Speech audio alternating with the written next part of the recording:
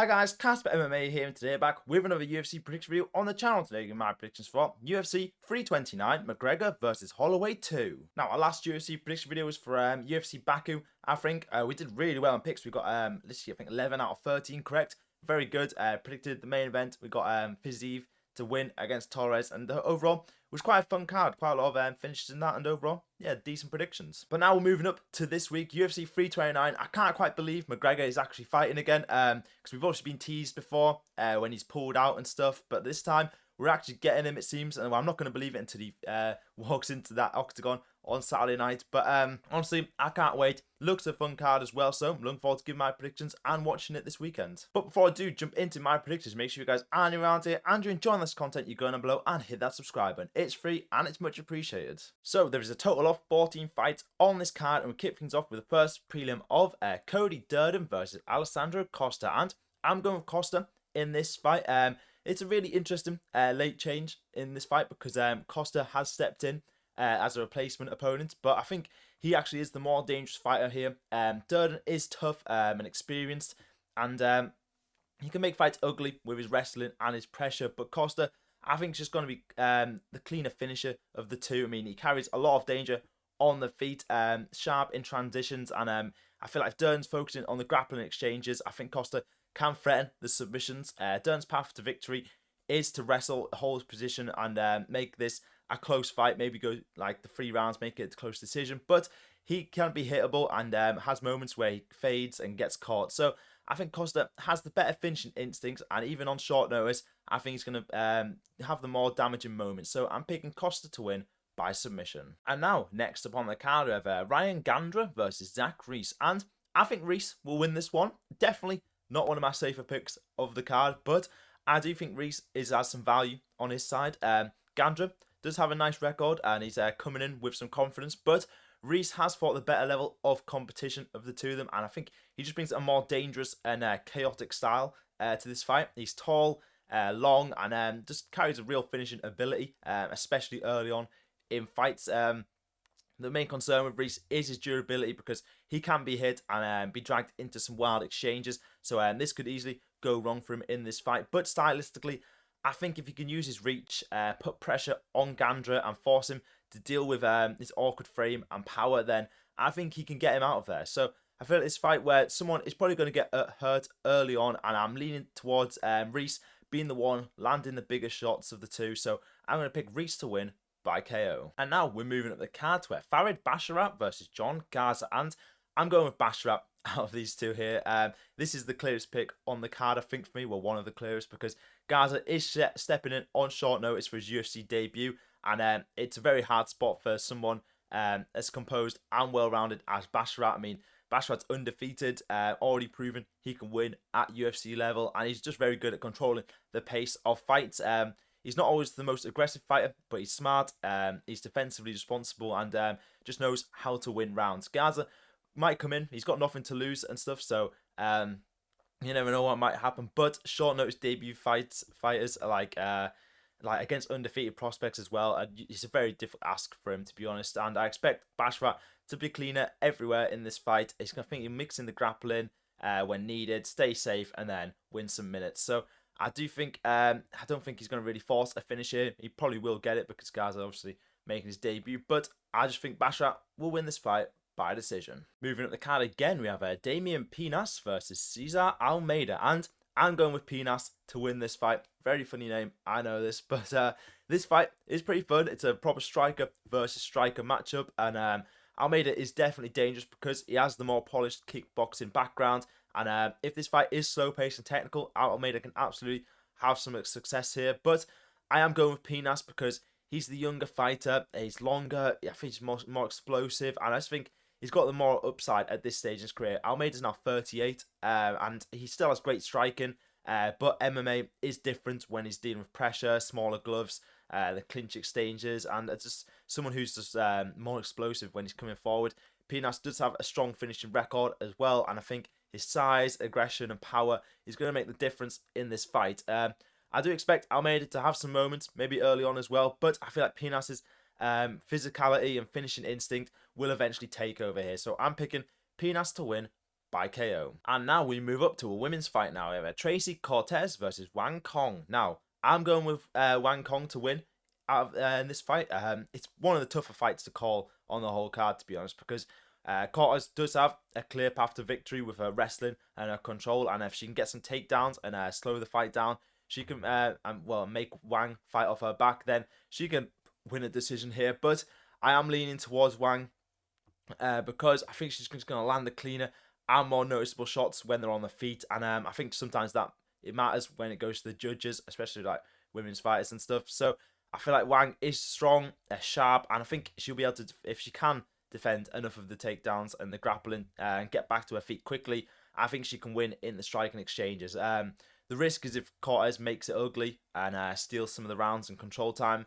So I'm not massively confident betting on Wang Kong, but overall I do think her damage and striking visuals will edge it for the judges. So I'm picking Wang to win by decision. And now we move up the card to Luke Riley versus Kamaka III. Now I'm going with Luke Riley, the Englishman here.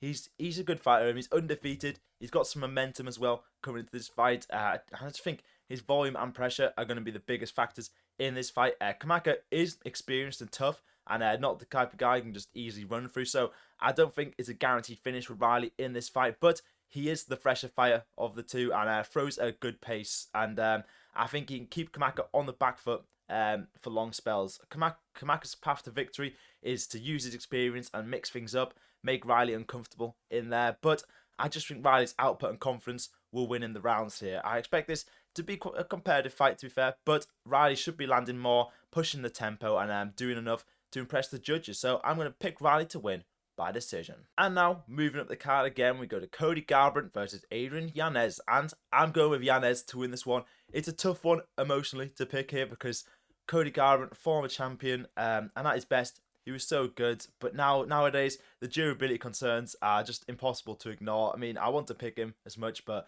I just can't here. I mean, he still has power and some speed, but if Yanez gets reckless, Cody can definitely crack him, maybe find a finish there. But Yanez is the younger fighter, and I think he's a cleaner boxer at this stage of his career, and I think the combinations are going to be a big problem for Cody. I mean, Cody's been knocked out multiple times, and against someone who throws as sharp and as straight as Yanez, it's a dangerous matchup for him. And I expect Yanez to be patient early on here, let Cody explode, and then start timing him with cleaner boxing as the fight goes on. So I think Yanez eventually will land a shot that changes the fight, so I'm picking Yanez to win by KO. And now we move up to a heavyweight matchup here. We have Gable Steveson versus Ellison. Now I'm going with Steveson in this fight. I mean, this is one of the biggest mismatches on the card. I mean, the odds are like crazy for what's his name, Steveson. I think he's like minus 3,000, which is mental. I mean, he's so early on in his MMA career, so there's obviously questions to be asked about how he reacts if someone can extend him or make him uncomfortable. But his wrestling base is on another level in the UFC, so he's definitely going to be a problem for these heavyweights. I mean, he's an Olympic gold medalist. He's training at Serious Camp as well, and looks like this fight was designed to build him up in the UFC. Ellison's chance is to land something crazy before Stevenson can get a hold of him, but I just don't really see that happening, to be honest. Once Stevenson closes different distance, I think the takedown will come pretty quickly, and from there it's just probably ground and pound or a dominant position until the referee steps in. So this is the most confident pick on the card for me. I'm going with Stevenson to win by KO. And now moving up the card there, Robert Whittaker versus Nikita Krylov. Now I'm going Whittaker in this matchup. It feels kind of crazy to see Whittaker on the prelims. I mean, this fight is quite a big fight, but I suppose he's moving up to light heavyweight. But it is an interesting fight though, to be fair, because Krylov is the naturally bigger fighter. He's dangerous, and he has the submission threats. If you can force Whittaker into some grappling exchanges, the size difference is the thing that makes my pick of Whittaker risky. But I still think he is the better overall fighter. I mean, his footwork, his jab, his timing, and his takedown defense have always been elite. So if he can carry his speed up in the weight class, he should be able to punish Krylov's entries.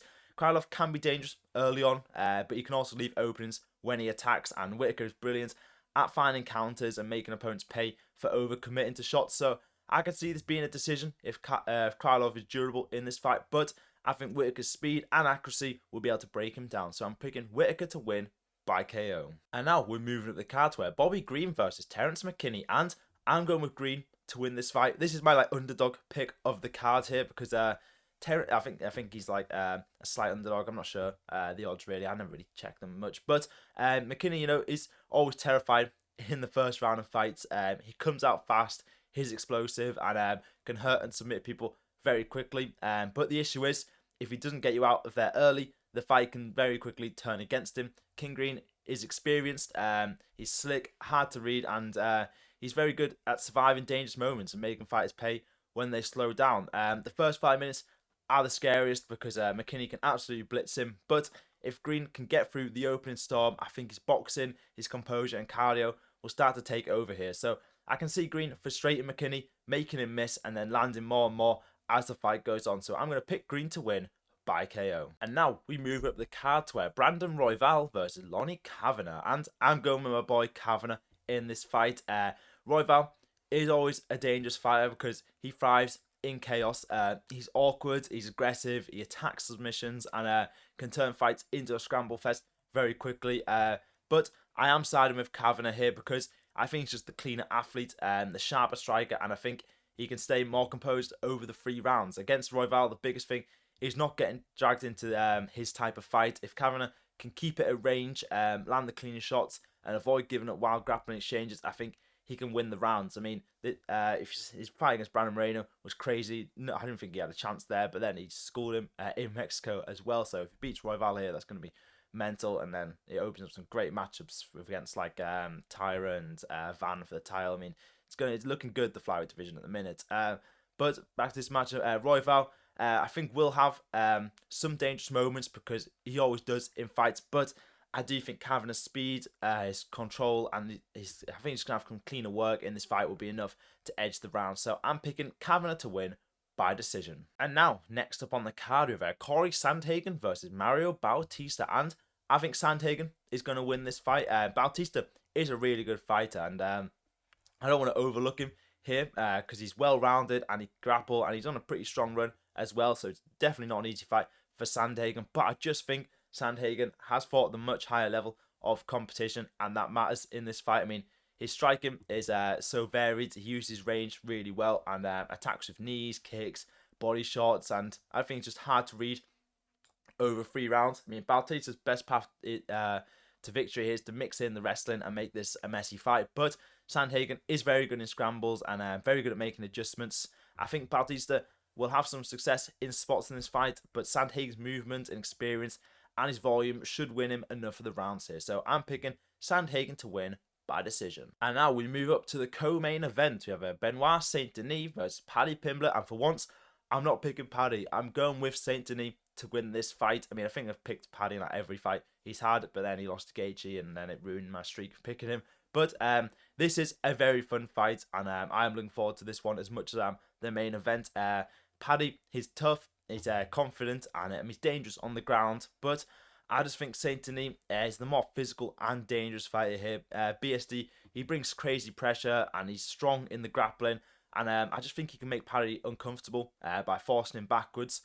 Paddy has improved a lot, to be fair, and if BSD gets reckless, Paddy's is absolutely live to take the back and find a submission. But overall, I just think Saint Denis has the better wrestling, the better pressure, and the more damaging style of the two. I mean, we've seen him actually get beat up by Gaethje, so we maybe see a similar thing happening here. And the only thing I would watch is how BSD looks at the weigh-ins, because if he looks compromised, that changes things slightly, and I might lean towards Paddy. But assuming he looks okay, I think he's eventually forces grappling exchanges, and I think Benoît Saint Denis can find the finishes. So I'm picking Saint Denis to win by submission. And now we move up to the main event, Conor McGregor versus Max Holloway, and I'm going with Holloway, of course, to win this fight. Obviously, with Conor, the danger is always early on in the fights. He's got power, he has got the timing, and if he lands that left hand clean in the first round, he can hurt anyone, to be honest. But the massive issue for me is the layoff in this fight. I mean, Conor hasn't fought